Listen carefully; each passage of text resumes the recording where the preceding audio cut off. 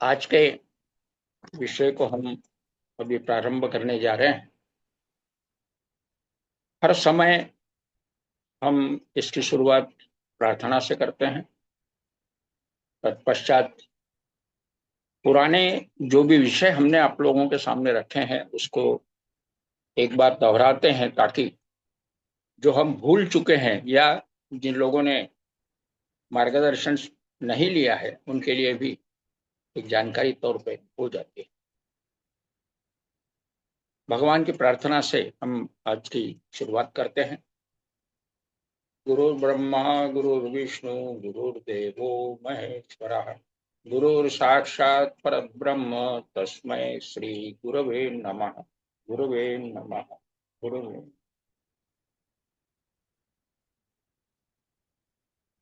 गुरु लोगों के मार्गदर्शन से जो भी मैंने आज तक प्राप्त किया है,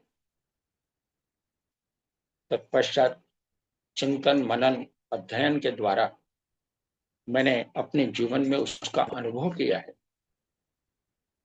वह विषय स्वास्थ्य एवं सर्वांगीण विकास अंतर्गत बाराक्षार। बाराक्षार का महत्व मैंने शुरू से इसीलिए बताया कि बड़ी आंत में शोषण होता है क्षारों का, और वही क्षार बाहरी तौर पे इस्तेमाल करने से फायदा होता है। इसको लेके हम लोग आगे बढ़े हैं।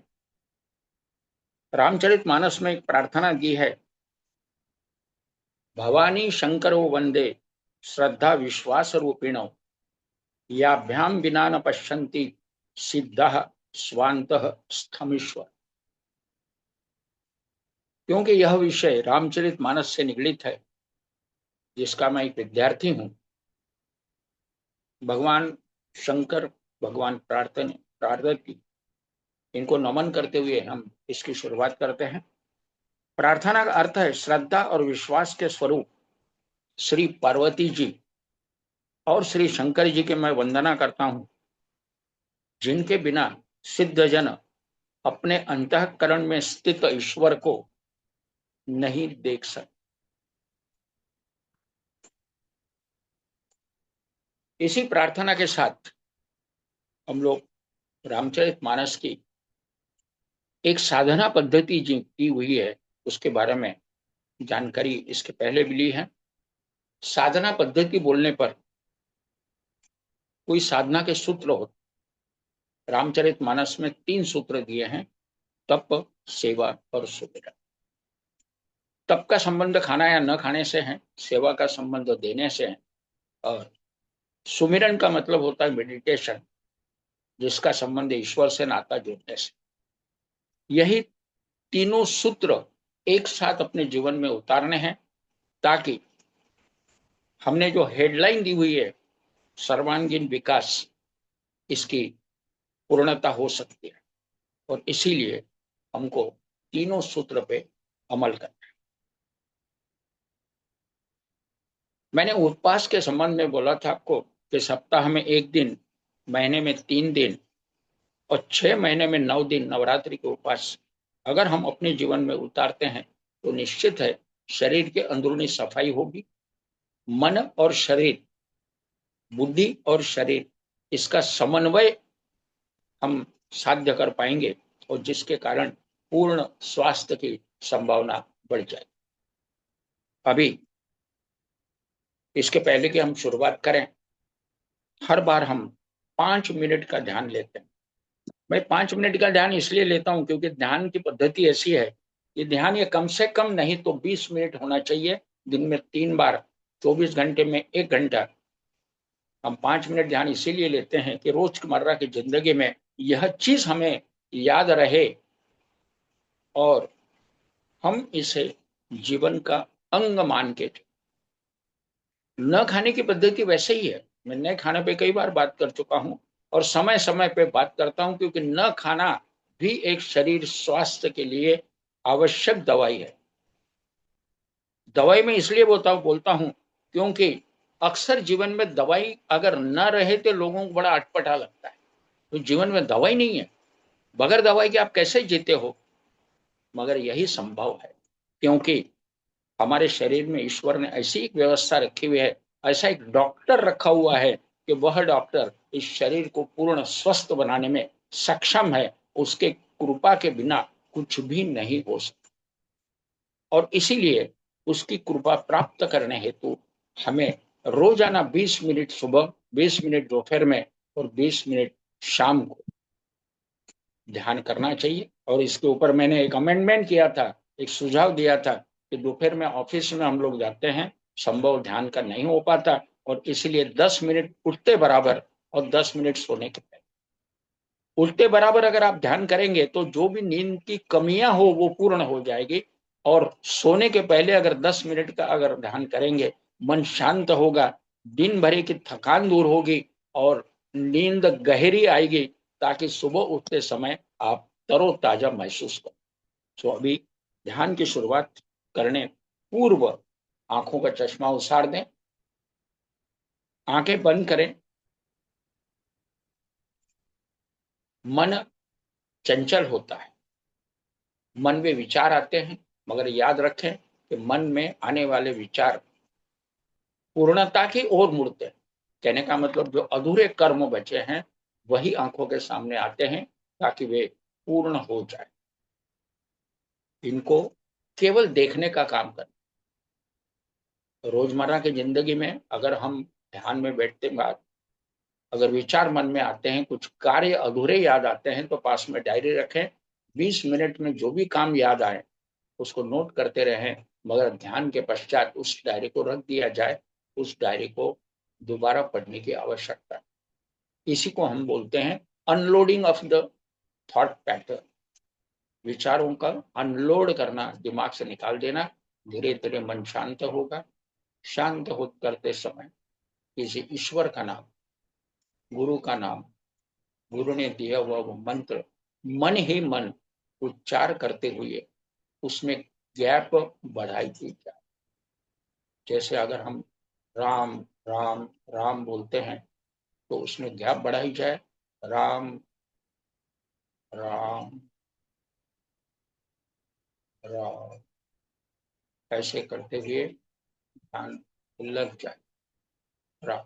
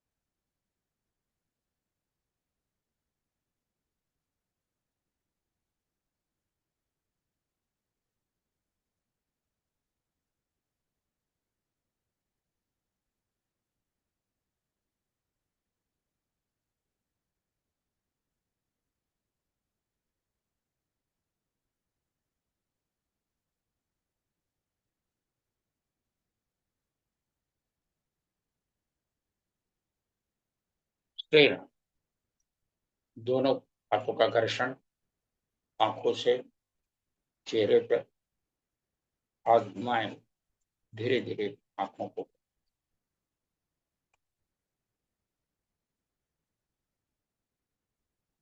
मैं अपने लेक्चर में विशेषकर वही बातें दोहराता हूं जो बातें हमारे रोजमर्रा की जिंदगी में जीवन का एक टाइम टेबल बने। जैसे एक पौधा लगाते हैं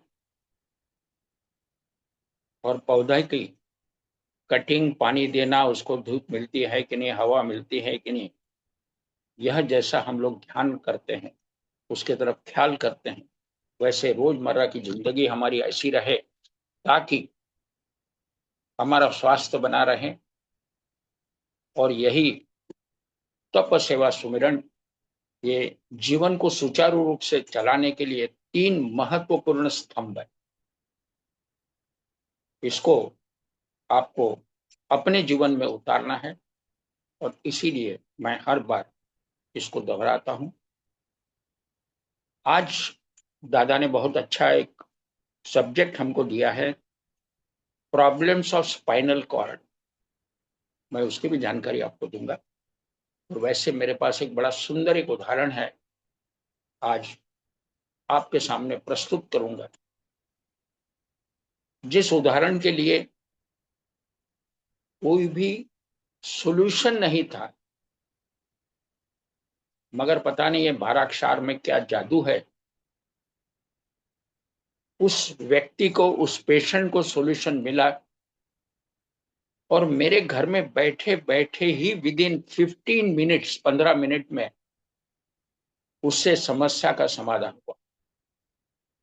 वो कैसे, उसका कारण क्या है, इसके बारे में मैं आपके सामने वह उदाहरण रखूं।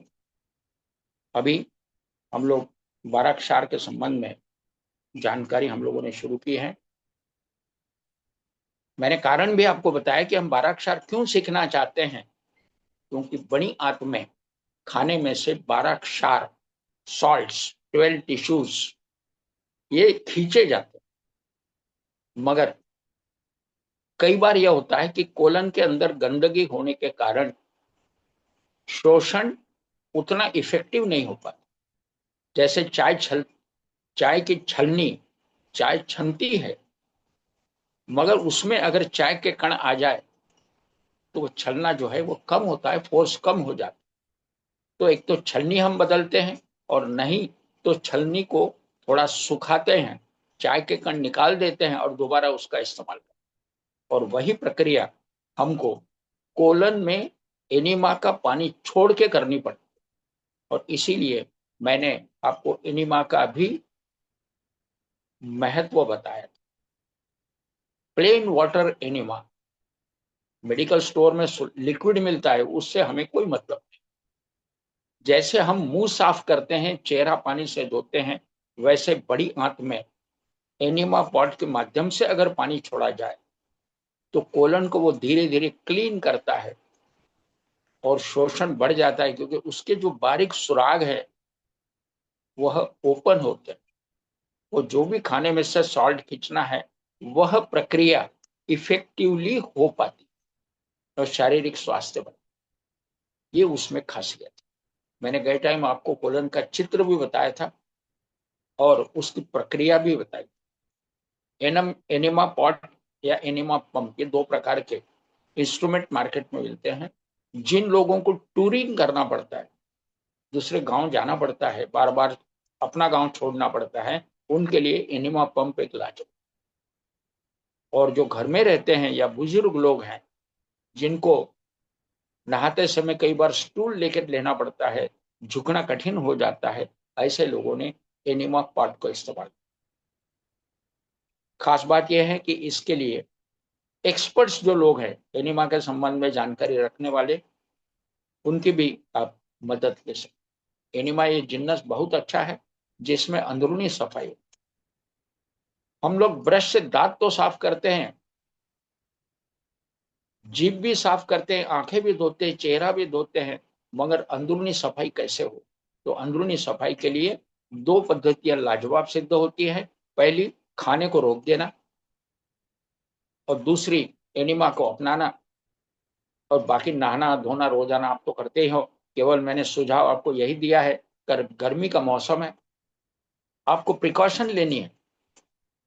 उसमें प्रिकॉशन में एक समय का एनिमा रोजाना भली ना लें, मगर सप्ताह में 2 या 3 बार तो कम से कम ले।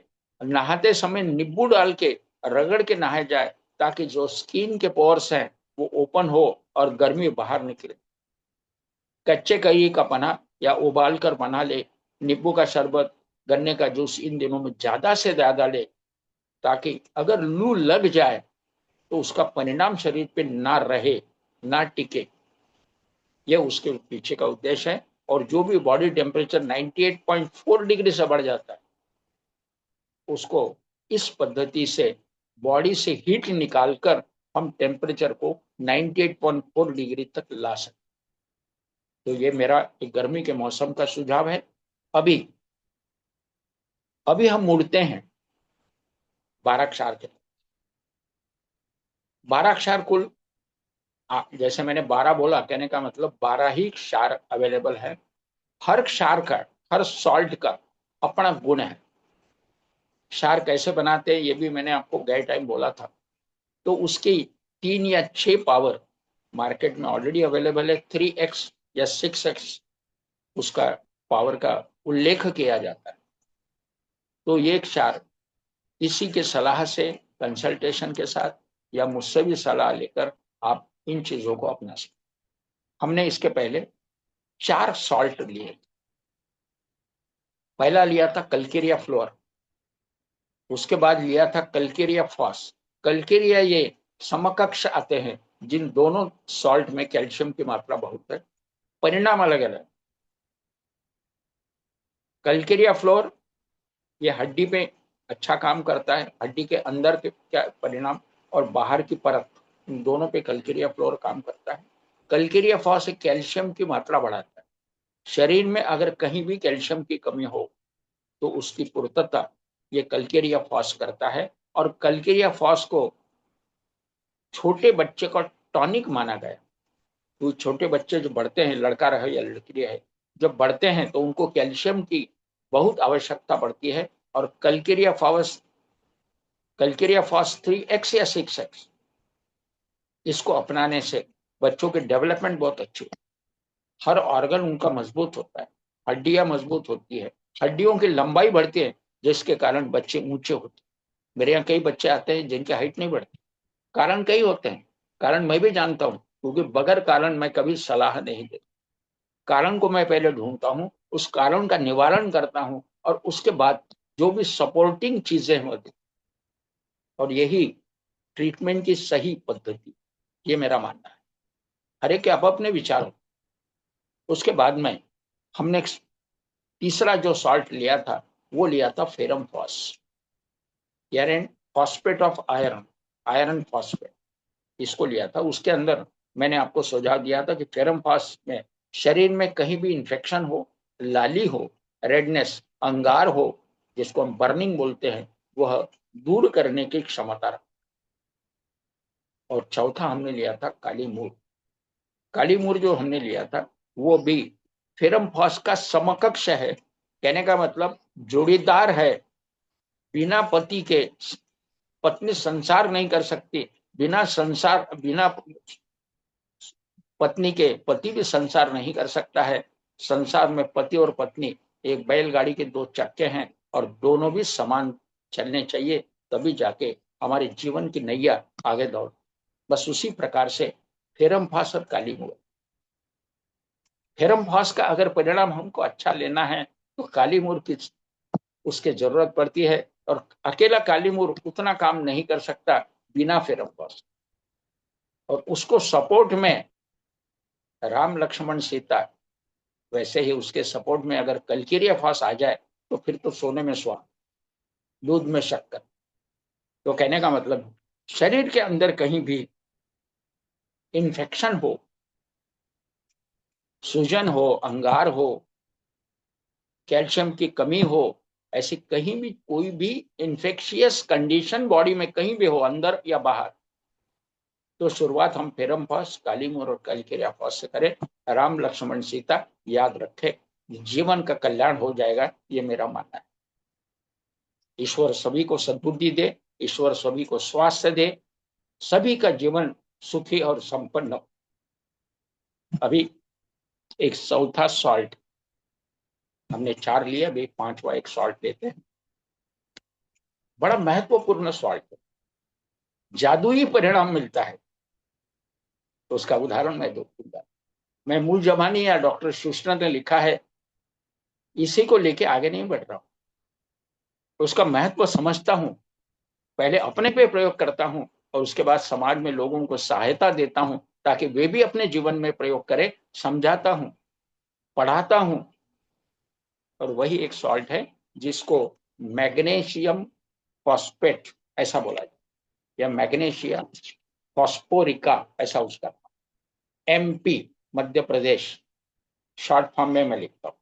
ये जो है ना, जो मैंने आपको अभी सॉल्ट अभी तक समझाए हैं, इसके शॉर्ट फॉर्म में कई बार उच्चारण करता हूँ।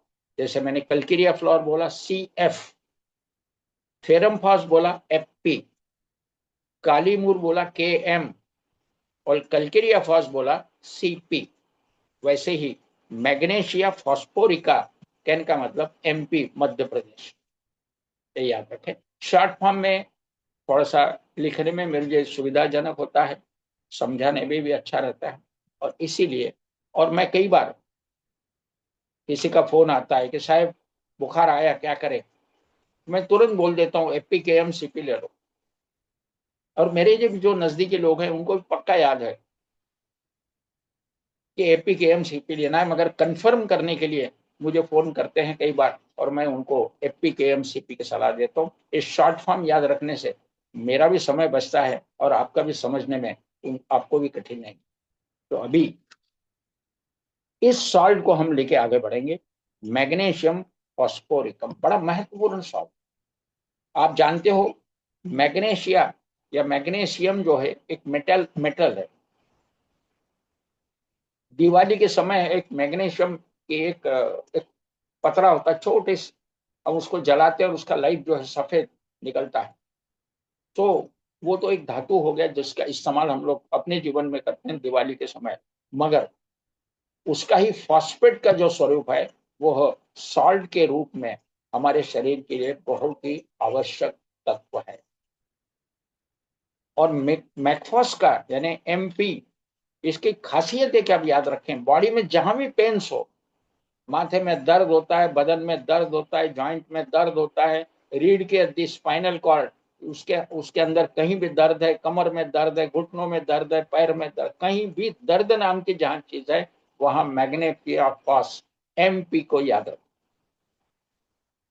मैंने जैसे कहा कि 12 सॉल्ट में 12 प्रकार के महत्वपूर्ण लक्षण है जो जीवन के सभी समस्याओं का समाधान। तो MP बॉडी पेन्स कम करता है, हालांकि उसके बाकी परिणाम भी है, वो तो मैं आपको बता ही नहीं वाला हूं, मगर उसकी खास जो बात मैंने आपके सामने रखी वो बॉडी के कई जगह के पेन्स को कम करता है। कई लोगों को माथे की शिकायत होती है, मगर एक बात याद रखें, मैं बार बार दोहराता हूं कि बिना कंसल्टेशन के, बिना सलाह के कोई भी चीज आंख बंद करके नहीं हो। आपको 12 ही सॉल्ट सीखने, कंसल्ट करो, धीरे धीरे धीरे 4 महीने में, 6 महीने में, 1 साल में, 2 साल में आप मास्टर बन जाओ। ये बहुत आवश्यक। अब मुझे तो इस फील्ड में 55 साल हो गए हैं 2-4 दिन के बाद। तो 55 साल में ये तो पक्का याद हो गया है दिमाग में। अगर नींद में भी रहते हुए किसी का फोन आया और समस्या सामने रखी तो मुंह में तुरंत सॉल्ट के नाम आ जाए, यह अवस्था पैदा हुई। खैर, अभी मैग्नीशियम फॉस जो है उसकी प्रिपरेशन वगैरह के बारे में अपने को कुछ ज्यादा जानने की जरूरत नहीं है।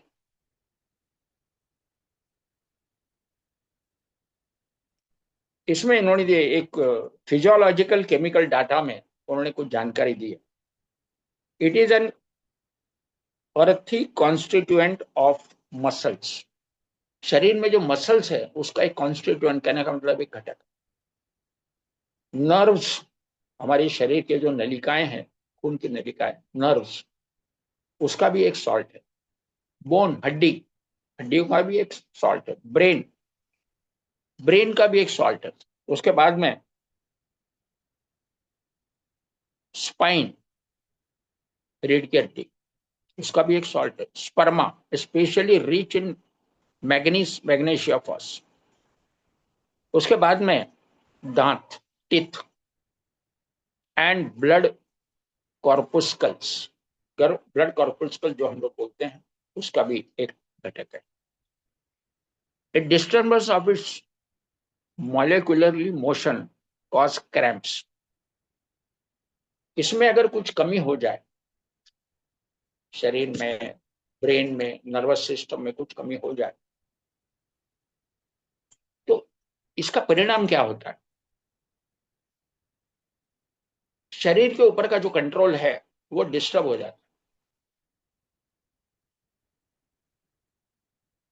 उससे क्रैम्प्स आते हैं। अभी आपने देखा है कि कंपन, जिसको हम लोग को कंपन, हमारे माता जी को भी था, मगर यही मैग्नीशिया फॉस ने उनको, उनका कंपन कंट्रोल में।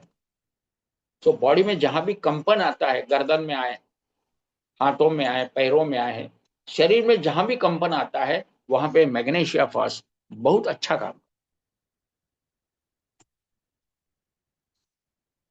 Cramps, pains and paralysis, paralysis में भी हम लोग इसको इस्तेमाल करते हैं। ये जो मेटल है मैग्नीशिया, ये बोन्स के ऊपर बहुत लाजवाब है। शूसलर का कहना है action of magnesia phos is the reverse of that of iron. Iron का अपोजिट। आयरन में गर्मी को कम करने का गुण है। मैंने जैसे बोला फेरम फॉस, एफपी, एफपी में लाली बर्निंग, अंगार कम होती है। और जहां पे ठंडी ज्यादा बज रही है, बॉडी का टेम्परेचर डाउन है, वहां पे एमपी काम करता है। और इसलिए डॉक्टर शुसलर का कहना है it is opposite of ferrum phos. तो कहने का मतलब यह है कि बॉडी की टेम्परेचर बढ़ाना, बॉडी को सुचारू रूप से कार्यान्वित करना, यह एक मैग्नीशिया फॉस का काम है, इसलिए उन्होंने लिखा है। अभी आगे हम देखते हैं। It is the remedy for cramps, convulsions and other nervous phenomena. Nervous system भी ये काम करता है मैग्नीशियम, और इसीलिए क्रैम्प्स के ऊपर, क्योंकि क्रैम्प का संबंध ब्रेन से, और ब्रेन का कंट्रोल अगर कहीं भी बॉडी में डिस्टर्ब हो जाए तो क्रैम्प्स आते हैं। कन्वल्शन जिसको बोलते हैं, कन्वल्शन भी आप समझ सकते हो, ब्रेन से रिलेटेड है। और जैसे मिर्गी में आता है कन्वल्शन, मिर्गी में कई के प्रकार के लक्षण आते हैं। तो कन्वल्शन और क्रैम्प्स पे मैग्नीशिया फॉस विशेष कर।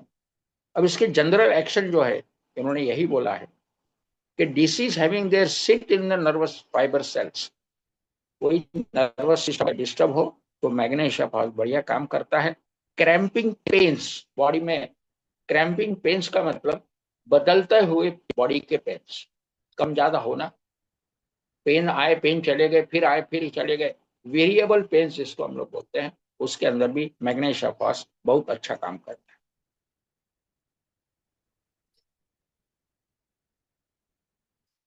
उसके बाद में रिटेंशन ऑफ यूरिन, कई बार पेशाब का रुकना अंदरूनी कारण भी होता है, और मैग्नीशिया फॉस के लक्षण में अगर वह बैठता है तो इवन यूरिनेशन रिटेंशन का मतलब पेशाब रुक जाना, इसमें भी यह काम करता है। अभी जैसे इसके एक्शन जो है राइट साइड, शरीर के दाहिने तरफ ज्यादा होती है, वो आपको सोचने की जरूरत नहीं है। जनरल बॉडी में अगर कोल्डनेस ज्यादा है, जिसको बहुत ठंड लगती है, छोटे बच्चे भी है, जनरल कोल्डनेस के ऊपर भी यह बहुत अच्छा काम करता है।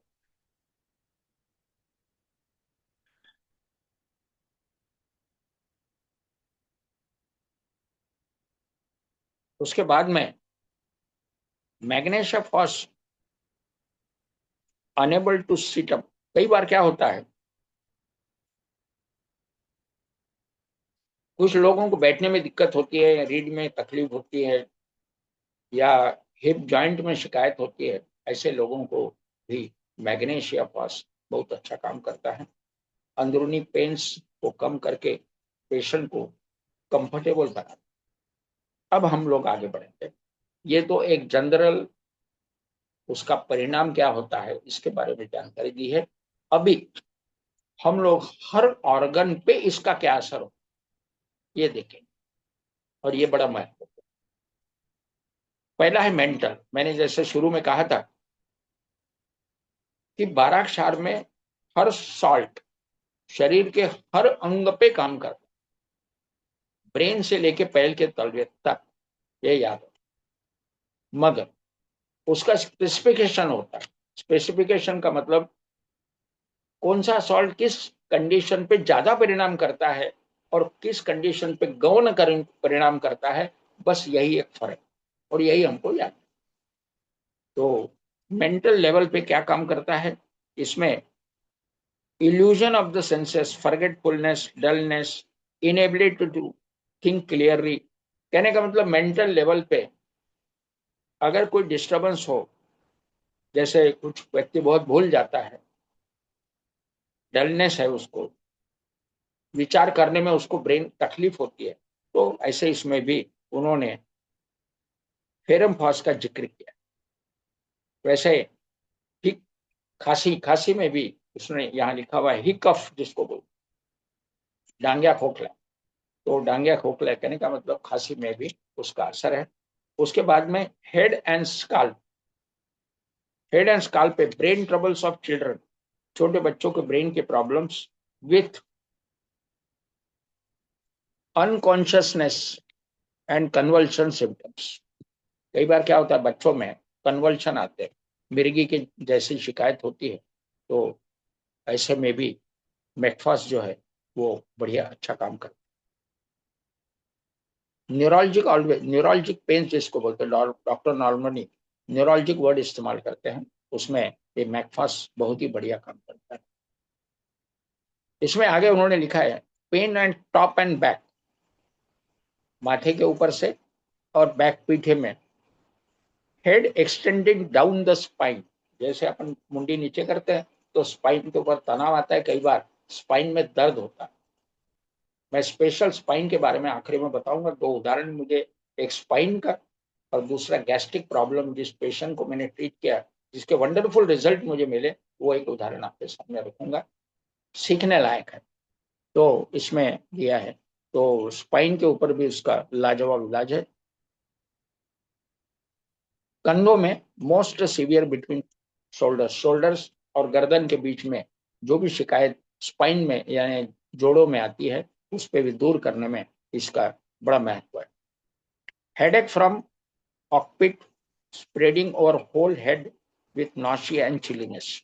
ठंडक लगना, नौशिया लगना है, और ऊपर से लेके ये कंधे तक या गर्दन में, जैसे हम लोग बोलते हैं ना सर्वाइकल स्पॉन्डिलाइटिस, तो सर्वाइकल स्पॉन्डिलाइटिस में जो गर्दन में दर्द होता है, और फिर बाद में वो गर्द दर्द जो है एक्सटेंड होता है, कभी दाहिने हाथ में आएगा, कभी बाएं हाथ में आएगा। आजकल लोगों में चींटी दौड़ने की एक शिकायत, कई लोग मेरे यहाँ आते हैं, बोलते हैं कि गर्दन में भी दर्द हो रहा है, उसके बाद में एक हाथ में पूरा हाथ सुन्न हो जाए।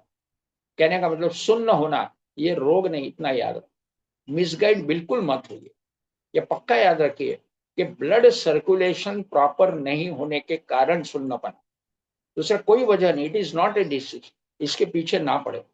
बेहतर है उसको रगड़िए, योगा करिए, व्यायाम करिए, और ब्लड सर्कुलेशन को एस्टेब्लिश करिए। ये चीटी लगना, सुन्नपन, ये खत्म हो।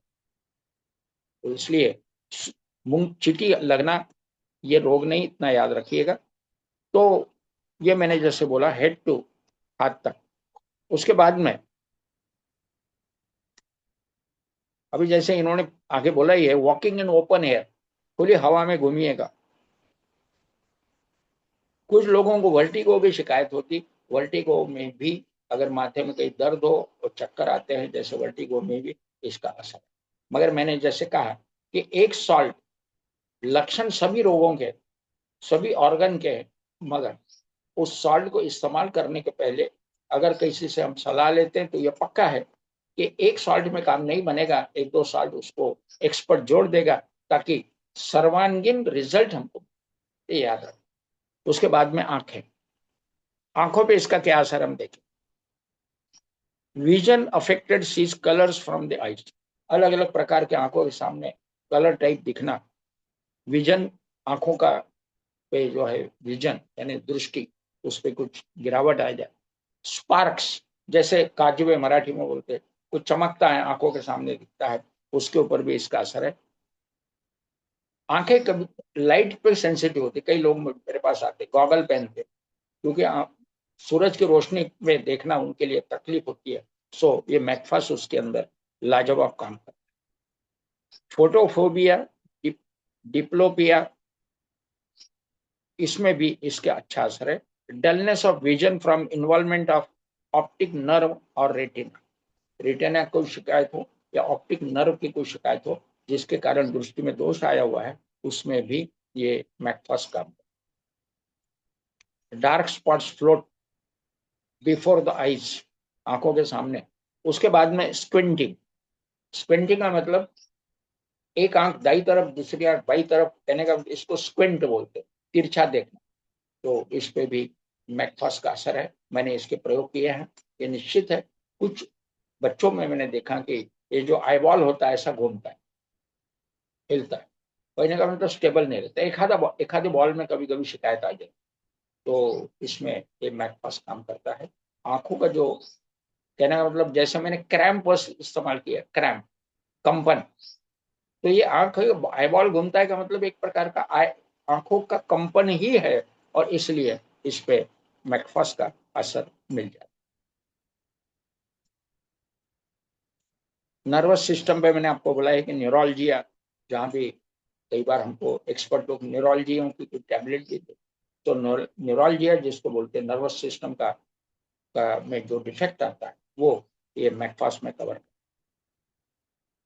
आंखें कभी कभी थक जाती है, अभी जैसे लगातार हमने टीवी पे देखा, पढ़ा, तो कई बार आंखों में थकान आ जाती है। सो ऐसे समय मैकफास और उसके साथ अगर हमने फेरम फास या कल्केरिया फास को जोड़ दिया तो लाजवाब चल। सो ये भी एक याद रखें। उसके बाद में आंखें हो गई, अभी हम लोग कान के तरफ। कान, कान पे इसका क्या असर है ये भी देखें। अभी अक्सर जैसे कई बच्चों में हमने देखा है कि मेरे यहाँ होता है कभी कभी पोतों को रात में ही कान में दर्द, और अक्सर आप देखें दांत का दर्द और कान का दर्द हमेशा विश्राम की अवस्था में ही आता है, पता नहीं उनको क्या उनका अलार्म सिस्टम है, मगर ये पक्का है कि दांतों का दर्द और कान का दर्द हमेशा रात में ही होगा। और कई बार ये होता है कि दांत में दर्द होता है, कान में भी दर्द होता है, और हम समझ नहीं पाते कि दर्द कान का है या दांत का है। ये हमको कई बार ये याद रखें कि जहां पे दांत का दर्द है, जिस साइड में दर्द, हर दांत को थोड़ा सा आप दबा के अगर देखेंगे तो जहां हाईएस्ट दर्द है वो निश्चित दांत का ही आता है। तो ये दांत का दर्द और कान का दर्द, ये दोनों दर्द में ये मैकफास काम करता है। केवल एक याद रखिए कि दांत, मैकफास में खासियत है, मैकफास जो है वो ज्यादा देरी से यानी सोने के पहले या ज्यादा देर देर में नहीं लेना चाहिए। कई बार ये होता है कि नींद में कहीं डिस्टर्बेंस आ जाए, और इसलिए सोने रात के समय हम लोग मैकफास अवॉइड करते हैं, मगर सोने के पहले जैसे 7 8 9 बजे तक आपने मैकफास ले ली, कोई दिक्कत नहीं। हाँ, मगर आपको रात में लेना जरूरी है तो फेरम पास में गुण है, फेरम पास में शांति से नींद आती है, तो इसलिए फेरम पास के साथ मैकफास आप ले सकते। एक और बाद में सॉल्ट हम लेंगे जिसमें ब्लड प्रेशर कंट्रोल करता है और सुचारू रूप से नींद आती है, तो हम आगे पढ़ेंगे। तो अभी ये आपको याद रखना है। उसके बाद में कान में इसका भी राइट साइड पे जो असर है, तो दाहिना कान अगर दर्द होता है तो इसके खास अपने को रिजल्ट। कानों में जैसे बहरापन आना, कहने का मतलब बहरा हो गया इसलिए कान मैथड दुरुस्त करेगा ऐसा मान के मत चलिए। कई बार ऐसा होता है कि कान जो है सुनने लगता है, बंद बंद लगता है, कुछ जैसे कान में घुसा हुआ है या कहीं तेल डाला हुआ है ऐसा लगता है, तो ऐसे समय ये मैकफास काम करता है। और दाहिने आंख पे इसका खास असर है।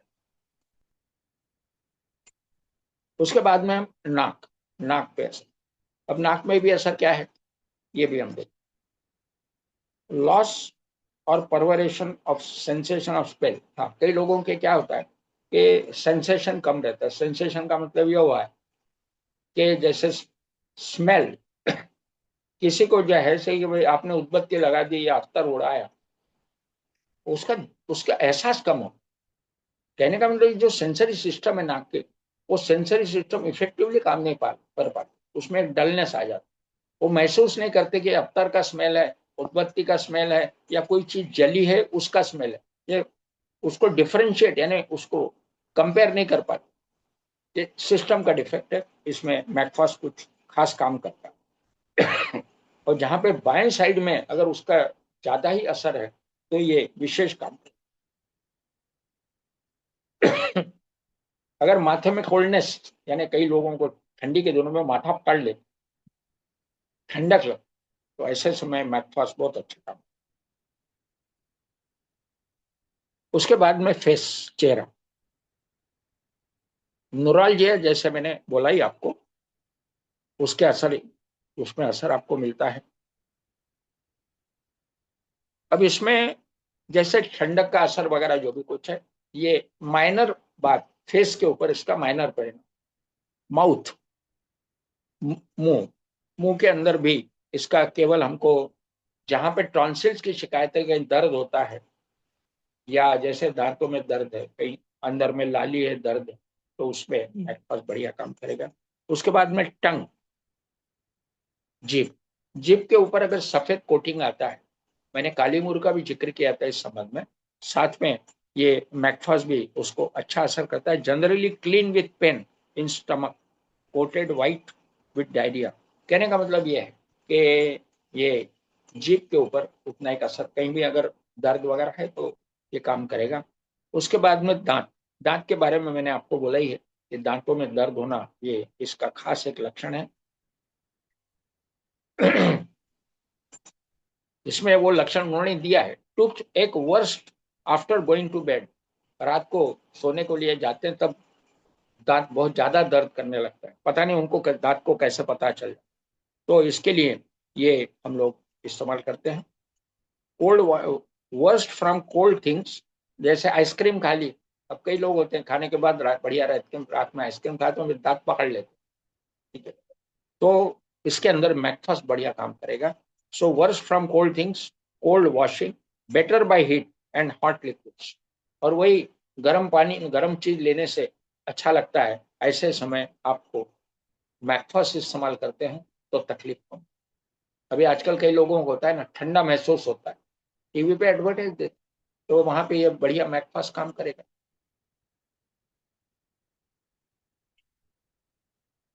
अगर ठंडक से तकलीफ होती है तो फेरम मैंने आपको बोला। और घर, और जैसे गर्म लग रहा है, लाली लग रही है, तो आप फेरम इस्तेमाल करो। और ठंडक से लगता है तो मैकफास्ट इस्तेमाल करो। कहने का मतलब दो चीजें अपोजिट, दोनों एक साथ भी लिए तो नुकसान कुछ भी नहीं। वो भविष्य में हम लोग जब कॉम्बिनेशन का सोचेंगे, अध्ययन करेंगे, उस समय कॉम्बिनेशन में आ जाएगा। सेपरेट लेने से क्या परिणाम होता है और मिक्स करने से क्या परिणाम होता है, ये मैं आपको बड़ी अच्छी तरह से समझाऊंगा। आप इसमें मास्टर बन जाएंगे पक्का। उसके बाद थ्रोट, गला, गले में मैंने जैसे कहा कि टॉन्सिल्स का बढ़ना, अंदर में दर्द होना, निगलने में तकलीफ होना, जो भी कुछ बातें हैं, तो थ्रोट के ऊपर भी इसका असर है। ग्वाइटर करके बोलते हैं, goitre, soreness and stiffness, specially right side. इस पे राइट साइड पे ज्यादा असर है, इतना याद रखिए। मगर ये पूरे एंटायर बॉडी में काम करता है, ऐसी कोई बात नहीं। तो इसको अपन थ्रोट के लिए माइनर में लेते हैं। उसके बाद में जैसे निगलने में तकलीफ होना वगैरह, ये दर्द होना, तो उस समय ये मैकफास्ट आप ले सकते। Gastric symptom, sensitive to acids and coffee वगैरह जो भी कुछ है, ही कफ, खांसी आना, इसके ऊपर भी इसका असर।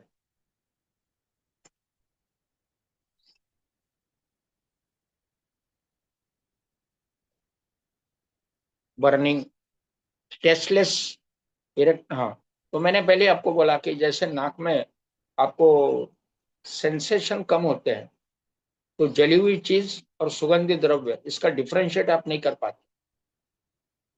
क्योंकि ये सिस्टम डिफेक्टिव हो गया, वहां पे मैकफास्ट काम करेगा, इतना याद रखिए। वैसे ही जीप के ऊपर भी टेस्टलेस व्यक्ति, कई बार कुछ लोग बोलते हैं मला चौ बिल्कुल लागत नहीं, टेस्टलेस, तो ऐसे समय भी मैकफास्ट काम करता है। गैस्ट्रिक प्रॉब्लम्स में इसके खास असर है। अभी जो उदाहरण मुझे देना है, अभी एक वो समय आया है, मैं आपको वह उदाहरण देना चाहूंगा। गैस्ट्रिक प्रॉब्लम से मुझे उस उदाहरण को याद आया। मेरा एक पेशेंट है, हमारा तेलारा करके एक गांव है पास में, वहां से वो आता है।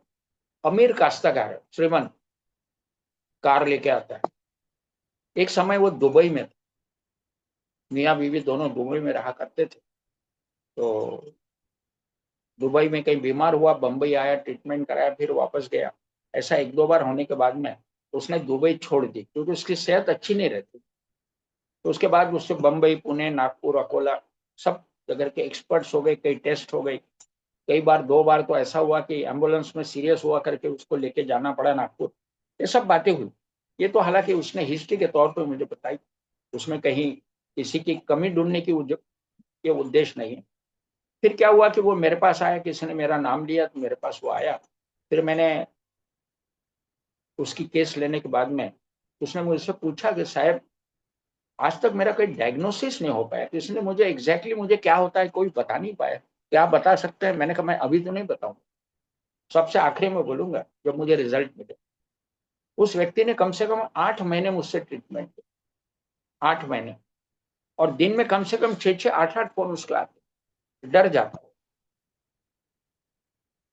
उसके बाद में फिर उसको ट्रीटमेंट के दरमियान 8 8 महीने के बाद करीबन वो ओके हो गया, तंदुरुस्त हो गया। तंदुरुस्त होने के बाद में जब इसने पूछा पूछा कि मुझे क्या हुआ था, आपका क्या ओपिनियन? मैंने कहा तुम्हारा डायग्नोसिस केवल इतना ही है कि अंदर में इतना कफ भरा हुआ है कि सांस नलिकाएं जो है वो प्रॉपर काम नहीं पाती, सांस नलिकाओं में कफ भरा हुआ है। और जब सो जाते हो तो कफ ऊपर आता है, सांस नलिका में अटक जाता है। जब खड़े हो जाते हो तो कंफर्टेबल लगता है, और सो जाओगे तो डिस्कम्फर्ट लगता है, क्योंकि नलिकाओं में कफ पहुंच जाता है। जब आप दौड़ोगे तो कफ ऊपर आने की कोशिश करता है, सांस फूलने लगती है। ये सभी आपकी शिकायतें, दूसरा कुछ भी नहीं। आप और मैंने काम यही किया कि आपका कफ कम किया, कफ को निकालने की आपको प्रक्रिया बताई, सांस नलिकाएं फूल सुचारू रूप से काम करने लगी, सांस फूलना बंद हो गया और तुम कंफर्टेबल हो गए। इससे दूसरा कुछ भी नहीं। ना मैंने आपसे ब्लड टेस्ट कराया, ना मैंने आपसे कुछ एक्सरे करवाया, न किसी का कंसल्टेशन आपसे मांगवाया, कुछ भी नहीं। मैं यही आपका डायग्नोसिस है, accumulation of kapha, circulation of kapha in the system, obstruction of kapha in the system. बस यही आपका डायग्नोसिस से कुछ भी नहीं है। आज वह व्यक्ति कम से कम मेरे पास आके 7-8 साल हो गए, आज तंदुरुस्त है, वह शिकायत दोबारा नहीं है। उसके आगे की एक शिकायत जो मैं बताना चाहता था, एक दिन वो मेरे पास आया, मियाँ बीवी दोनों आए। वो क्या करता था, ऐसे मुंह से हवा छोड़ता, जो मैंने जम के आवाज की ना, इससे भी शायद बड़ी आवाज में मुंह से वह गैस छोड़ता, कभी इधर देख के, कभी उधर देख के, कभी, क्योंकि शर्म आती थी कि किसी के सामने ऐसा मुंह से हवा निकालना। और कितनी बार, कम से कम 1 मिनट में 6-6, 8-8 बार वो पत्नी के साथ मेरे यहाँ आया। पत्नी बोलने लगी कि अंकल, इसका इनका कुछ तो इलाज करो, हम लोग तंग आ गए, 24 घंटे ये आवाज चालू रहता है, सोते हैं तभी भी आवाज, दिन में आवाज चालू, कहीं जाएंगे यही आवाज, हम लोग तंग आ गए, इसका कुछ इलाज करो। अब आप आश्चर्य करोगे कि इसका इलाज मैं क्या करूं? सोचो आप।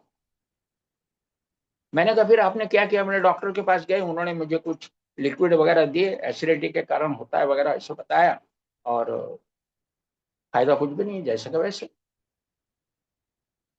अब डॉक्टर बोल रहे कि हमारा फिर चेस्ट का फिर एमआरआई करेंगे, ये करेंगे, वो करेंगे, जो भी कुछ। अब हिस्ट्री तो मुझे मालूम थी, cough in the circulation, cough in the circulatory system, ये मुझे हिस्ट्री मालूम। मैंने कहा देखो, एक इलाज मेरे पास है, मेरे मुझे गुरु ने मेरे को बताया था, और मैं उसका इस्तेमाल करता हूँ, तो देखते हैं क्या होता है। तो ये जो कलकिरिया फास्ट हम लोग सीखे हैं वह प्लस मैकफॉस, दोनों की पावर, हालांकि आपको इस्तेमाल ब्लाइंडली नहीं करना, इतना याद रखिए, दोनों की पावर हजार हजार मिक्स करके एक खुराक उनके मुंह में डाल बस, और एक बोतल में भर दी। तब तक इधर उधर की बातें हुई। उसके बाद वो महाशय मियाँ बीवी दोनों निकले, मेन गेट तक गए, तो पता नहीं उनको क्या याद आया, वो वापस आए। वापस आने के बाद मैंने पूछा, मैंने कहा वो गैस कहाँ गई? एकदम मुंह पे हाथ लगाया, अरे साहब कमाल की बात है, गैस बंद हो गई। मैंने कहा यही तो हुआ ना कि गैस निकल रहा था, मैंने कॉक बंद कर दिया, गैस निकलना बंद हो गया। बड़ी आश्चर्यजनक मेरे जीवन का एक उदाहरण। हालांकि गुरु ने हमको सिखाया, अब गुरु के पास शायद ऐसे उदाहरण आया कि नहीं मुझे मालूम नहीं, मगर गुरु ने जो सिखाया वही कहा कि मैकफास और कलकिरिया फास अगर हम मिक्स या अलग अलग इस्तेमाल करते हैं तो गैस्ट्रिक प्रॉब्लम से छुटकारा पा सकते हैं या गैस्ट्रिक रेट कम कर सकते हैं। ये लाजवाब इलाज है। तो आप लोगों को इस्तेमाल अगर करने का काम भी पड़ा तो आप मैकफास 6x, कलकिरिया फास 6x दिन में 3 बार भी आप लेंगे, कोई दिक्कत नहीं गैस्ट्रिक प्रॉब्लम। उसके बाद में वह व्यक्ति को मैंने बोतल में दवा दी। एक सप्ताह के बाद दोबारा बुलवाया, दोबारा बुलाने के बाद देखा कि काफी अच्छी इंप्रूवमेंट है, करीबन गैसेस बंद ही हो गए थे, एक आध बार कभी मुंह से वो गैस छोड़ता था। आज एकदम तंदुरुस्त। इस घटना को कम से कम 3 साल से ऊपर। कहने का मतलब ये जो मैजिक मैंने आपको बताया, याद रखें, ये मैजिक बाराक्षार ही कर सकते। अभी हम लोग आगे बढ़े। एब्डोमेन, पेट। पेट में अभी जैसे मैंने बोला कि गैस के कारण अगर पेट में भारीपन आता है, फुलनेस, फुल सेंसेशन ऑफ एब्डम, पेट में फुगारा आ जाएगा, गैस बनेगा, तो ऐसे समय मैकफास और कलकिरिया फास दोनों इस्तेमाल करें, लाजवाब सिद्ध हो। उसके बाद में स्टूल, ये मैकफास 6x या 3x से बच्चों में जो कॉन्स्टिपेशन रहती है, पेट साफ नहीं होता, तो उस पर भी इसका बढ़िया रिजल्ट है। कॉन्स्टिपेशन ऑफ इन्फेंट्स, छोटे बच्चों का, तो 3 और 6 पावर के सॉल्ट जो है बड़ी लाजवाब काम। पेट में कई बच्चों का दर्द भी होता है, तो मैकफास अच्छा काम करता है। कई बार जरूरत पड़ती है हमको कि फेरमफास, मैकफास, कलकिरिया फास से तीनों दिया जाए, तो कोई उसमें नुकसान तो है।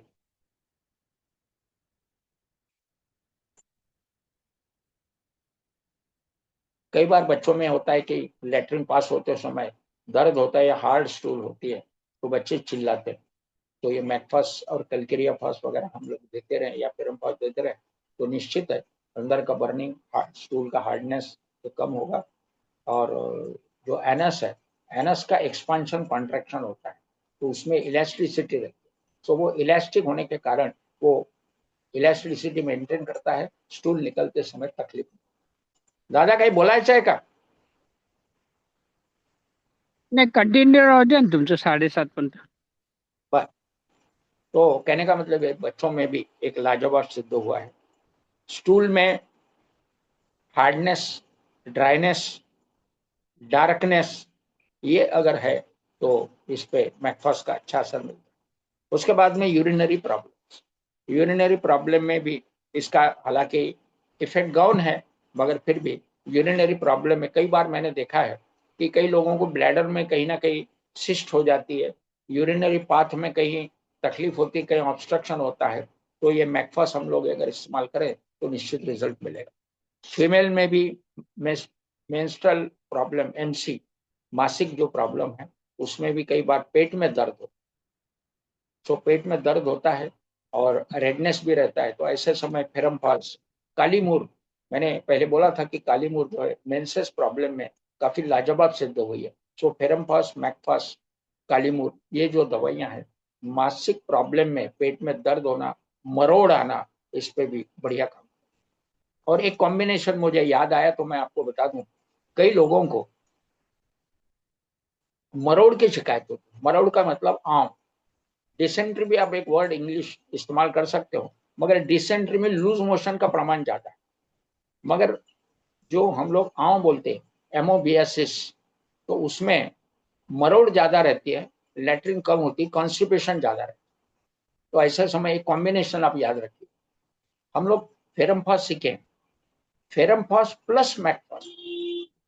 कई बार होता है कि आधी रात में किसी को फोन आ जाता है, पेट में बहुत मरोड़ आ रही, बहुत तकलीफ हो रही है, और लेटरिन जाने की हाजत, इच्छा बरकरार रहती है। ऐसे समय हम क्या करें? तो मैं दो बातें आपको खास बताऊंगा। जहां पेट में मरोड़ है वहां पे कच्चा दूध आधा कप, आधा बगैर गर्म किए, आधा कप कच्चा दूध और एक आधे नींबू का रस अलग निकाल, एक हाथ में दूध का कप, दूसरे हाथ में नींबू का रस। ये नींबू का रस दूध में डाल के फटाक से निकल लीजिए, क्योंकि दूध फट जाता है, एक बार फट जाए तो निकलना कठिन होगा, और इसलिए रेडी रखना है रस और दूध। उसको, रस को मिला दिया और निकल लिया फटाक से। केवल 3 दिन कर, 3 दिन में मरोड़ भी चले जाएंगे, आव भी कम हो जाएगी और लैट्रिन साफ होना शुरू हो जाएगी। ये घरेलू इलाज बच्चों में अक्सर होता है और बड़ों में भी, ये घरेलू इलाज। दूसरा, 12 के अंदर इस्तेमाल अगर करना है तो मैकफास प्लस फेरमफास। मैंने फेरमफास सिखा दिया, अभी मैकफास सिखा रहा हूं। सो एफपी और एमपी, ये सूत्र याद रखिए, एफपी प्लस एमपी एक बार ले लेना। अगर ज्यादा शिकायत है तो ये लेने के बाद 1 घंटे के बाद कालीमूर और कलकेरिया फास्ट लेना, केएमसीपी। कई बार अगर शिकायत को ज्यादा तकलीफ नहीं हो तो एक 8 दिन के लिए हम लोग ऐसा कर सकते हैं, एफपी एमपी सुबह ली और केएमसीपी शाम को, ऐसा भी कर सकते। तो डिपेंड करता है कि आपकी शिकायत कितनी ज्यादा है, कितना आप इनकन्वीनियंट फील कर रहे हो, इसके ऊपर डिपेंड करता है। सो आंव के ऊपर एफपी एमपी केएमसी दो ग्रुप ऐसे अलग आप लेंगे, आंव की शिकायत चली जाएगी, मरोड़ चले जाएगी। यहां तक कि मासिक धर्म में लड़कियों को मरोड़ आना, पेट में दर्द होना, ये शिकायत बनी रहती है, उसके अंदर भी यही बढ़िया काम करता है, इतना आपको याद है। उसके बाद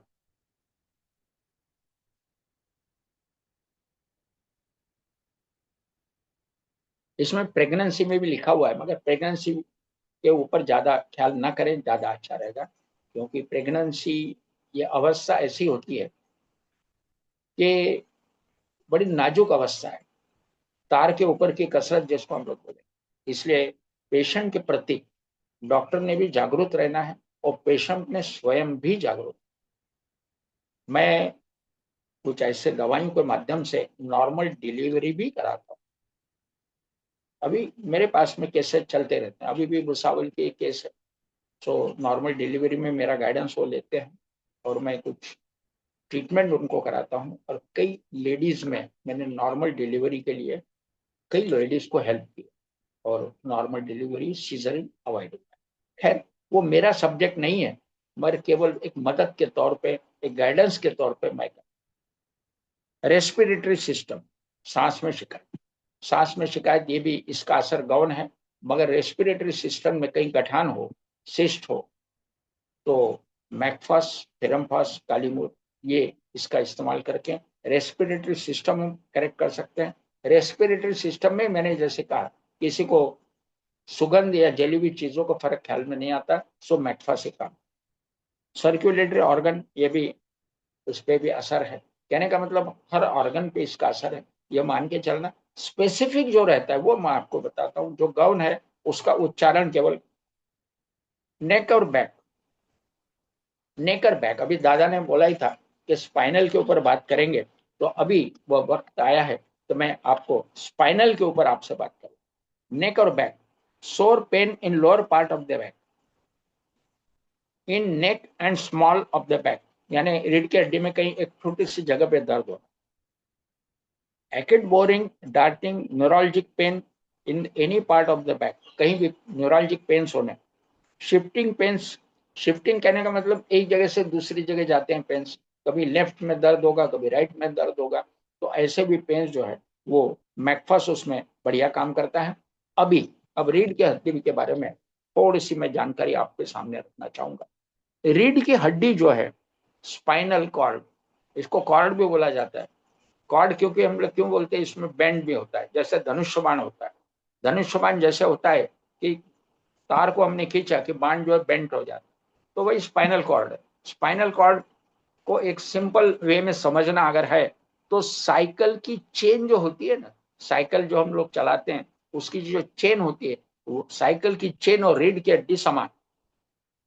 इसमें साइकिल की चेन में भी जो जोड़ होते, वो जोड़ फ्लेक्सिबल होते, आगे पीछे इधर उधर वो घूम सकते। मगर एक याद रखिए, कई ऐसे केसेस में मैंने देखा है कि एक बार झुक गए और चमक आई और सीधा होने में शिकायत होने लगी। ऐसे कई बार रीढ़ के हड्डी में जोड़ों में एक तो गैप कम हो जाती है तो जोड़ जो है घिसने लगते, और फिर अंगान होना, उसमें सूजन आना, लाल होना, ये शिकायत बनी रही। और दूसरी ये होती है कि गैप बढ़ना, क्योंकि इसके अंदर का जो मटेरियल है, इतना ही आप याद रखिए, जैसे एक बॉल बेयरिंग होता है, पंखे के अंदर बॉल बेयरिंग होता है। बॉल बेयरिंग में क्या रहता है, दो चक्के होते हैं, एक में के अंदर फंसे रहते हैं और चक्कों के अंदर छर्रे भरे रहते हैं और उसके अंदर ग्रीस डाला जाता है, सो फ्री घूमता है वो। और इसीलिए पंखा बंद करने के बाद में उसको रोकने में समय लगता है, क्योंकि उसकी मूवमेंट फ्री है। तो वैसे ही रीढ़ के जो हड्डी है हमारी, ये जोड़ है, साइकिल की चेन, वो कैसे भी आगे पीछे लेफ्ट राइट, इसलिए हम लोग योगा करते समय चारों तरफ घूमते। तो ये जो रीढ़ की हड्डी है, इसमें कई पेशेंट में मार लगने के कारण भी एक पर्टिकुलर पॉइंट पे तकलीफ होती, या कभी कभी एक पर्टिकुलर पॉइंट पे अगर योगा करते समय या कुछ एक्सरसाइज करते समय तनाव अगर आ जाए तो तनाव के कारण भी उसमें गैप बढ़ जाएगी। गैप बढ़ना और गैप कम होना ये अपोजिट चीजें जरूर है, मगर गैप बड़ी का मतलब गैप कम होना ये लाजमी है, पक्का। और जहां गैप कम हो गई, रीढ़ की हड्डी पास में आ गई, उसमें घर्षण शुरू हो जाएगा और हड्डी घिसेगी, हंसेगी, हड्डी घिसेगी, तकलीफ होगी। और इसके ऊपर लाजवाब जो इलाज है वो है हमारा कल्केरिया फ्लोर और कल्केरिया फॉस। ये दो, कल्केरिया फ्लोर हड्डी के ऊपर के परत में काम करता है, अंदर में काम करता है, जोड़ों में काम करता है, और इसलिए Calcarea floor important. Calcarea FOSS जो है वो कैल्शियम की मात्रा को बढ़ाता है, जहां भी कैल्शियम की कमी हुई है उसको भर के निकालेगा। तो कल्केरिया फ्लोर, कल्केरिया फॉस। उसके बाद में अगर कहीं अंगार है, दर्द है, फेरम पास।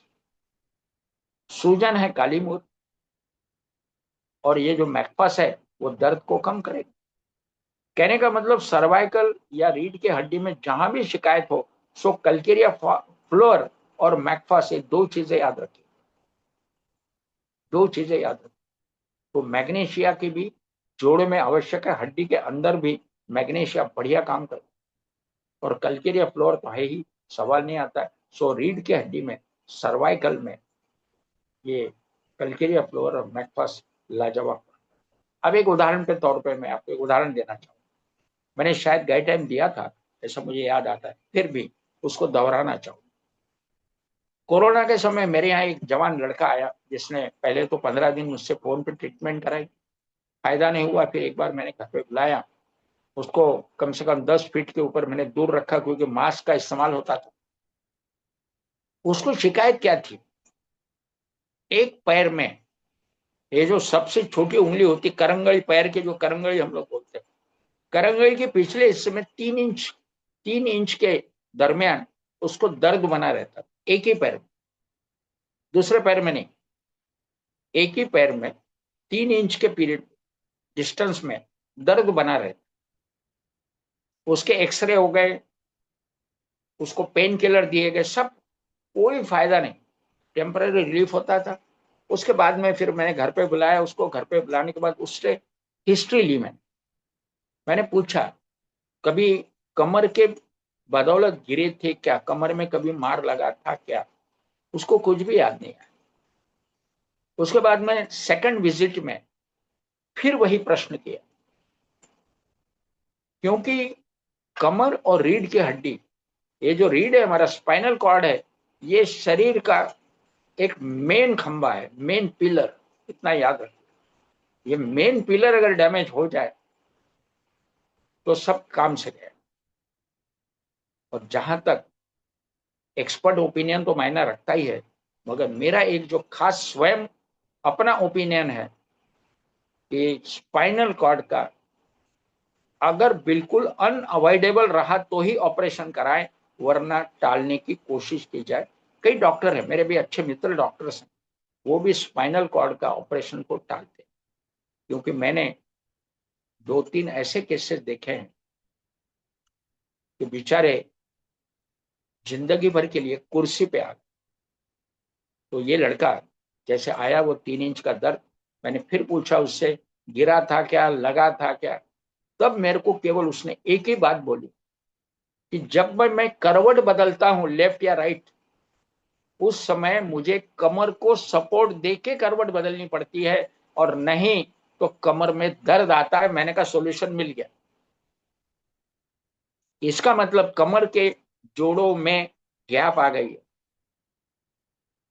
शरीर तो पलटी मार देता है, मगर कमर को सपोर्ट देके पलटी करना पड़ता। मैंने कहा दवाई तो मिल गई मेरी। मैंने कहा तू अच्छा हो गया, फिक्र मत कर।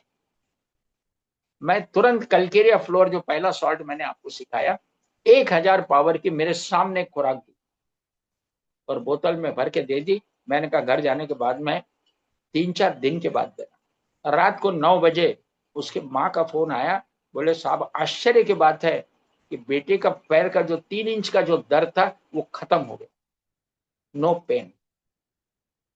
कारण डायग्नोसिस।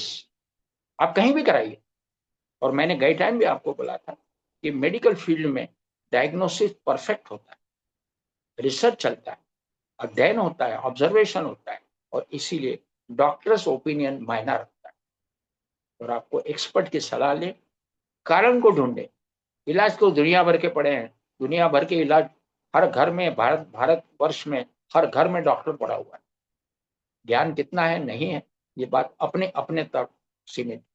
मगर मेरा ये कहने का मतलब है कि रीढ़ की जो हड्डी है, इसके ऊपर मैकफास और कलकेरिया फ्लोर दो लाजवाब कर। अब कई बार ये होता है कि कई लोगों को रीढ़ की हड्डी में एक पर्टिकुलर पॉइंट पे दर्द हो। ऐसा अगर पर्टिकुलर पॉइंट पे दर्द होता हो तो मुझे फोन करके मेरे से बात करिए, मैं सलाह दूंगा। मगर तब तक आप कलकेरिया फ्लोर और मैकफास का इस्तेमाल जरूर करें। स्पाइनल कॉर्ड की शिकायत निश्चित दूर होगी। स्पाइनल कॉर्ड में सर्वाइकल यानी गर्दन का जोड़ और कमर का जोड़, माकड़ हाड़ जिसको मराठी में हम लोग बोलते हैं, इसके बीच में आता है स्पाइनल। और दोनों में अगर स्पाइनल में कहीं भी गड़बड़ हो, जोड़ों में, तो वो असर स्पाइनल पे ऊपर सर्वाइकल पे भी करेगा और कमर पे भी, कमर के जॉइंट में भी करेगा। और दोनों में कहीं भी तकलीफ हो तो, क्योंकि ये जो है एक में को लेके चलते,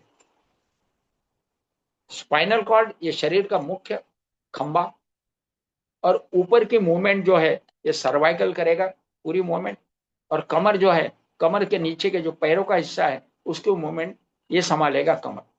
तो ये दोनों के बीच में स्पाइनल जो है बड़ा महत्वपूर्ण आइटम है। इतना याद रखिए, ये 3 चीजें अगर हमने याद रखी, सर्वाइकल, स्पाइनल और कमर, ये 3 चीजें अगर हमने अच्छी तरह से मेंटेन की, तो मेरा ये मानना है कि शरीर का जो ढांचा है बढ़िया से बढ़िया काम। और यही है क्योंकि स्पाइनल के अंदर से ही नर्वस सिस्टम, खून की नलिकाएं, सेंसरी सिस्टम, ये सब पास होते। अगर स्पाइनल सही है तो ये सिस्टम सही ढंग से काम करेगी, कहीं भी उस पर प्रेशर न आने के कारण सर्कुलेशन सही होगा। और कई लोगों को पैरों में नमनेस आता है, हाथों में नमनेस आता है, इसका कारण ही है कि कहीं ना कहीं गैप है, सर्कुलेशन ऑब्स्ट्रक्ट होता है, ये उसका कारण है। और वही कारण लेके हम लोग नमनेस पे ट्रीटमेंट करते हैं। पैरों में जड़त्व आ गया, हाथों में आ गया, ये सोचते हुए हम तुरंत ट्रीटमेंट चालू करते हैं। कोई बात नहीं, ट्रीटमेंट आप ले सकते हैं। सवाल केवल यही है कि कारण को ढूंढ, और मैंने कारण और उसका परिणाम दोनों चीजें आपके सामने, ये तो 12 अक्षर हो गए, 12 अक्षर के बाद में हम लोग इसी पे बात करने वाले। अलग अलग रोगों पे, बुखार, जैसे बुखार के कई प्रकार के प्रकार होते हैं, सिंपल फीवर, क्रॉनिक फीवर, जो भी कुछ हुआ है वो उस समय एक एक सब्जेक्ट में लूंगा और आपको जानकारी दूंगा। मुझे केवल आपको जानकारी देनी है, मुझे ट्रीटमेंट नहीं करना, इतना याद रखिए। ट्रीटमेंट तो आप एक्सपर्ट से करें, क्योंकि मैंने इसका अध्ययन किया है, मैं विद्यार्थी हूँ। जो मैं समझाऊं, समझ के मैं जो जीता हूँ, मेरे परिवार को संभालता हूँ इसी माध्यम से, और इसी ज्ञान को मैं आप तक एक्सटेंड करूंगा। आप ज्ञान को बढ़ाइए, ज्ञान बढ़ाना हमारा अधिकार है, ज्ञान होना चाहिए, ज्ञान का इस्तेमाल करना है। तो अगर हम अपने पे इस्तेमाल किया, हम अगर मास्टर है, कंफ्यूजन बिल्कुल नहीं है, तभी जाके हम लोगों को मदद कर सकते हैं। और समाज में मदद करना ये हमारा दायित्व है, कर्तव्य है, इतना याद रखिए। सर्वे सुखिनः सन्तु जो हम लोग बोलते हैं, केवल गीत श्लोक गाने से नहीं होता, उसको जीना है और जीना सिखाना है। और यही होगा तभी जाके सर्वे सुखिनः सन्तु ये बोलने के हम अधिकारी है, वरना उसके बाद में हम लोग आगे बढ़ेंगे।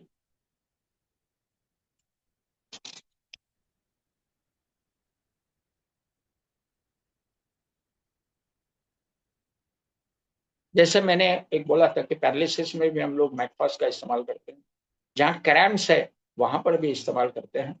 और इसका इस्तेमाल आप करने, और उसके बाद में गैस्ट्रिक प्रॉब्लम अगर हो, जैसे गैसेस अगर हो गए, तो गैसेस के लिए कई दवाइयां लोग लेते हैं, जरूरत नहीं है। कलकेरिया फॉस, मैकफास्ट अगर ले ले तो गैस्ट्रिक प्रॉब्लम से छुटकारा पा सकते हैं। उसके बाद deficiency locomotive power. Locomotive power का मतलब ये होता है कि ब्रेन जो है एंटायर बॉडी को कंट्रोल कर, कंट्रोलिंग सिस्टम क्या है, जैसे एक बोर्ड के ऊपर स्विच होता है और पंखा होता है सीलिंग के ऊपर, आपने बटन दबाई कि सप्लाई वहां पहुंच जाए और पंखा घूमने लगे, बस वही है। ये जो डेफिशिएंसी ऑफ लोकोमोटिव पावर, कहने का मतलब ब्रेन से संबंधित ऑर्गन का जो कनेक्शन है और जो स्पार्क्स, कहने का मतलब इलेक्ट्रिक पावर जिसको बोलो, वहां तक पहुंचती है। अभी जैसे पेट में दर्द है और ब्रेन पेट को कंट्रोल करता है, तो वो क्या करेगा, वहां तक सप्लाई एक्सटेंड करेगा और पेट को सुधार देगा। बटन जो है ऑन करने के बाद सप्लाई फैन को मिलेगी, फैन चालू हो जाएगा, बस वही है। So brain is a controlling organ of your entire body, entire organs, her organ को। और यही तो डॉक्टर है हमारा, इसको अगर हम सही रखें तो फिर क्या देखना। और इसको, और मैंने वही आपको शुरू से कहा है कि human being is 98% mental, hardly 2% physical, मगर we are wasting our 98% energy on 2% physique and avoiding brain which is 98%। तो इसलिए ये 98% की आप चिंता करिएगा, आप ये 2% तो वो ब्रेन मैनेज कर। उसके बाद में nervous system unable to sit वगैरह, जो भी पैरालिटिक इफेक्ट जो मैंने कहा था, कन्वल्शन आना, क्रैम्प्स आना, यानी बॉडी के ऊपर का ब्रेन का कंट्रोल छूट जाना, इसके ऊपर नर्वस सिस्टम जिसको हम लोग बोलेंगे, उसके ऊपर मैकफास्ट का बहुत अच्छा असर है। जिन लोगों को भी जैसे राइटर्स क्रैम्प्स जिसको बोलते हैं, कई लोग जो होते हैं, अब हालांकि कुछ क्षण के लिए मुझे भी एहसास होता है, जब मैं अपना सिग्नेचर करता हूँ तो हाथ में एक थोड़ा कंपन आ जाता है। कई बार मैं बैंक मैनेजर को भी बोलता हूँ कि आजकल पता नहीं, मुझे थोड़ा सा कैम्प का एहसास होता है, तो मेरे मेरे साइन जो सिग्नेचर जो थोड़ा सा डिस्टर्ब होगा, तो वो बोलती चिंता मत करो, मैं सामने बैठ। तो कहने का मतलब यह है कि ये जो क्रैम्प्स के ऊपर आप मैकफास्ट अगर आप लेते हैं, कभी कई बार कलकेरिया फ्लोर भी आप लेते हैं, तो क्रैम्प्स के ऊपर भी इसका बढ़िया असर आपको मिलेगा।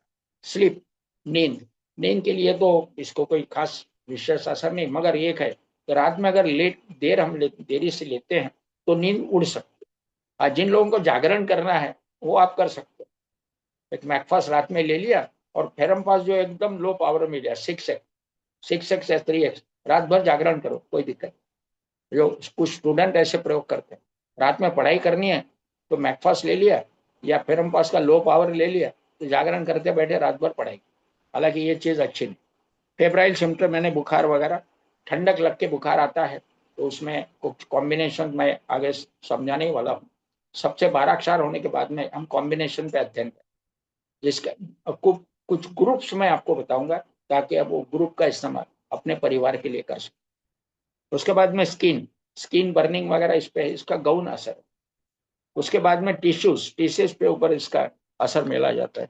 मोडेलिटीज मोडेलिटीज में जो परिवर्तन है, वो इसका परिणाम जो है वो राइट साइड में ज्यादा है। बस इतना याद रखिए। उसके बाद में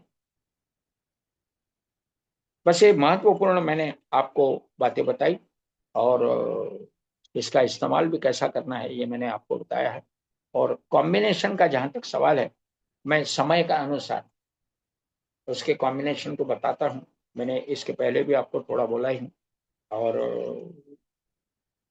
बाकी जो मेजर कॉम्बिनेशन हमारे रहेंगे, क्योंकि कुल 4 12 है सॉल्ट, और परम्यूटेशन कॉम्बिनेशन जो स्टैंडर्डाइज कॉम्बिनेशन बनाए हैं वो मार्केट में अवेलेबल रहते हैं। कुल कॉम्बिनेशन 28। तो ये 12 क्षार का अध्ययन अपना पूरा हो गया कि हम लोग फिर 28 कॉम्बिनेशन क्या क्या होते हैं, उसका कौन कौन से कॉम्बिनेशन का हम इस्तेमाल कब करेंगे, इसके बारे में भी मैं आपको समय के अनुसार जानकारी देता रहूंगा। और कोशिश करिएगा कि डॉक्टर शुशलर जो है 12 टिश्यू रेमेडीज बाय डॉक्टर शुशलर, इसकी हिंदी, मराठी, अंग्रेजी तीनों वर्षन में किताबें मार्केट में अवेलेबल हैं। और इसको अपने घर में जैसे हम लोग गीता रामायण रखते हैं, वैसे इसको भी आप अपने घर में रखने की कोशिश करिए। कोई बात नहीं, समझने में थोड़ी कठिनाई जरूर होगी। मेडिकल की डिक्शनरी में मैंने आपको बताया था गए टाइम, मेडिकल की डिक्शनरी के कई बार होता है कि मराठी किताब भले ही रहे, मगर कुछ टर्म्स जो है, टर्मिनोलॉजी जिसको बोलते हैं, वो अंग्रेजी में रहती, समझने में कठिन है। तो धीरे धीरे क्या करिएगा कि डिक्शनरी को देखिए। हालांकि इंग्लिश टू इंग्लिश भी अवेलेबल है, इंग्लिश टू इंग्लिश लिए तो भी अच्छा है, और नहीं तो इंग्लिश टू मराठी हिंदी आप डिक्शनरी लेके जो भी लफ्ज जिसका मतलब आपको नहीं समझ में आता है, वो मतलब समझते हुए किताब में या जहां पढ़ते हो वहीं के वहीं, अभी जैसे डिसेंट्री, एमओबीएसएस, अब ये वर्ड अगर आपके समझ में नहीं आए तो डिक्शनरी से समझ लीजिए, और वहां पे पेंसिल से या पेन से लिख के रखिए, कोई दिक्कत नहीं। उसको अंडरलाइन करिए। जब हम किताब पढ़ते हैं तो एक अंडरलाइन उस वर्ड को करिए, बाद में डिक्शनरी में देख लीजिए और मतलब वहां लिख के रखिएगा। मैंने भी ऐसा ही अध्ययन किया। मेरे पास 2 3 प्रकार की डिक्शनरी आज भी घर पे पड़ी है। इंग्लिश टू हिंदी भी है, हिंदी टू इंग्लिश भी है, इंग्लिश टू मराठी है, इंग्लिश टू इंग्लिश है, सभी प्रकार की। और मैंने एक पॉकेट डिक्शनरी पे रखी थी, क्योंकि मैं टूर पे जाता था और मेरा अध्ययन कायम चलता था, तो बिना अध्ययन के कभी रहा नहीं। मैं खाली कोई भी रहता था, प्लेटफॉर्म पे भी। बम्बई में मैं था 1 साल, तो बम्बई मुझे मालूम है कि दोपहर के पीछे बैग रखो, ब्रीफकेस, हाथ में किताब लो और पढ़ते रहो। तो मैं पूरे टूर में इसी प्रकार से, और डिब्बे में जाके बैठा तो पड़ोस वाले से कभी बात नहीं करता। आज भी बहुत कम बात करता हूँ, आपसे ज्यादा बात करता हूँ। तो ऐसे करते हुए मैं अध्ययन के ऊपर ज्यादा गौर करता हूँ, क्योंकि जीवन का हर क्षण बड़ा मूल्यवान। जीवन पता नहीं हमें कितने मिला है। 120 साल ह्यूमन बीइंग का लाइफ है, ये माना जाता है, 120 ईयर्स। मगर death before 120 years is a premature, और anything premature is always pain, हमेशा याद रखो। तो painful delivery, premature delivery is painful, premature death is painful, और everything fully mature is painless, pain free. बस ये सूत्र याद रखिएगा और इसको आप अपनाने की कोशिश करिए। मैं क्लास में तो बताता ही हूँ, साथ ही साथ आप भी अगर कहीं फोन करके मुझसे सलाह लेते हैं तो 24 घंटे कभी भी आप फोन करिए। इसका मतलब 24 घंटे का मतलब ये नहीं कि मुझे जानबूझ के नींद से उठा, ऐसा नहीं, मतलब नहीं होता है। मगर कंफर्टेबली आप मुझे फोन कर सकते, दादा को नींद आ रही तो कंफर्टेबली आप मुझसे सलाह ले सकते हो। मैं, आपका स्वागत है। आपका भला पर्याय से मेरा भला होना ही है। कर भला हो भला, देने से मिलता है, कम कभी नहीं होता। इसी सूत्र के साथ हम आज के मार्गदर्शन को विराम देते हैं। हरि ओम हरिओम। हरिओम। और अब हम कह सकते हैं सर्वे सुखना सन, सर्वे संतु निराम। सब सुखी हो, सभी स्वस्थ। हरिओम। हरिओम।